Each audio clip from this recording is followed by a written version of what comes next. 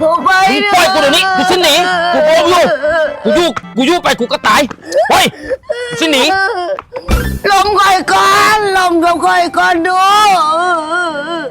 มึงสิมาลมมาเว้าหยังเดี๋ยวได้กูก็บ่ไหวแล้วบ่พอเท่าใดบ่พอ5 นาที10 นาทีก็เอาอีกกินข้าวกินน้ำก็สิเอากูขี้อยู่ห้องน้ำอยู่ก็สิดึงกูออกมาเอากูบ่ไหวแล้วแนวนี้น่ะยอม ฉันก็บอกตลอดเวลาก็ได้ฉันก็ลดลงเศร้าสี่แรงสี่ก็ได้เนาะจะหนีปลาไข่ บ่ไหวเศร้าซี่แรงซี่ค่อยก็บ่ไหวตอนนี้อาการค่อยอยู่ในขั้นโคม่าอยู่บ่ได้ เออเจ้าสี่แรงสี่ก็บ่ได้ว่ะฉันเอาเจ้าสองแรงสองก็ได้นะเพื่อนเนาะนะเพื่อนเนาะไอ้เมียเนาะ โอ้ยจะแม่นมึงมักนักมักหน้าเนาะ2 แรง 2กูก็บ่ได้มันซ้ำใส่อกซี่ละ2 แรง 2นี่นะบ่ไหว โอ้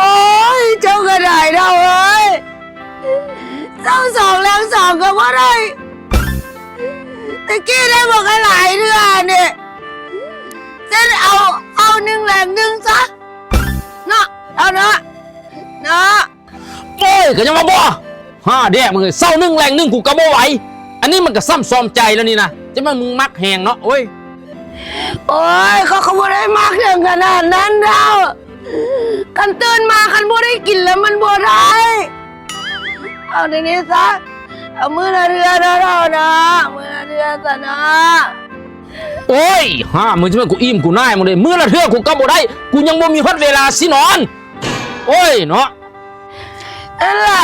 เวลานอนแล้วเจ้าหันหมอนนอนน่ะเจ้าไปตีสนุกเกอร์อยู่ ก็ยากกูมัก เอานี่จ้ะเอาเดือนละเดือนก็ได้เนี่ยเดือนละเทื่อก็บ่ได้ตอนนี้ร่างกายกูนี่ต้องการพักผ่อนต้องการฟื้นฟู เจ้าละมีแต่ข้ออ้างกับข่อยไว้เมื่อละอันนั้นเมื่อละอันนี้อยู่เอาจะได้ปีละเดือนก็ได้สินะปีละเทื่อนี่พอฟังได้โอเคสิกรัต โอเคเราห้ามชีวิตกูนี่นะบัดซบปานนี้อยู่อ่ะปีละเทื่อพุทธะสันจะท่าค่อยสิออกไปซื้อดอกไฟมาแปลงอยู่หน้าเฮือนนี้มันมอดได้3-4 มื้อแล้วมันบ่หุ่งจะท่าค่อยเบื่อเดียวเด้อ ซื้ออยู่ห้านใดล่ะไปโดนบ่อย่าสุราลักหนีป้าควายไหนจะตายแล้วคนดำเจ้าแน่ไหน โอ้ยมันสิไปโดนนี่หยังค่อยไปซื้ออยู่ห้านพรวิไลการไฟฟ้านี่นะเพิ่นจำหน่ายเครื่องใช้ไฟฟ้าและระบบไฟฟ้าครบวงจรบ่ว่าจะเป็นสุดสายไฟดอกฟืนดอกไฟบ้านไฟอาคารไฟตะไคร่อุปกรณ์สำหรับไฟฟ้าครบวงจรห้านเราตั้งอยู่บ้านดอนนูนเมืองไซธานีนี่นะนครหลวงเวียงจันทน์นี่นะใกล้สี่แยกไฟแดงดอนนูนนี่นะโทรหาเราก็ได้นี่นะ02028422226และ02098452226เอาถ้าบุญนึงจะน้อยค่อยมาไปหาล่างถ้วยล่างบวงเกือบเป็ดเกือบไก่พุ่นเนาะ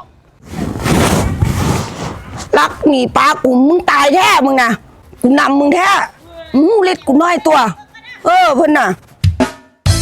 ห้านพรวิไลการไฟฟ้าจำหน่ายเครื่องใช้ไฟฟ้าและระบบไฟฟ้าครบวงจรบ่ว่าจะเป็นสุดสายไฟดอกไฟระบบไฟบ้านไฟอาคารไฟตะข่าย 0.4 และตะข่าย 22 กิโลโวลต์และอุปกรณ์สำหรับไฟฟ้าครบวงจรตอบสนองสินค้าสำหรับพี่น้องทั่วไปและทีมงานสร้างไฟฟ้าทั่วประเทศห้านพรวิไลการไฟฟ้าตั้งอยู่บ้านดอนนูนเมืองไซธานีนครหลวงเวียงจันทร์ใกล้กับสี่แยกไฟแดงดอนนูนบริการส่งฟรีทั่วนครหลวงเวียงจันทร์และฝากต่างแขวงทั่วประเทศเบอร์โทรติดต่อ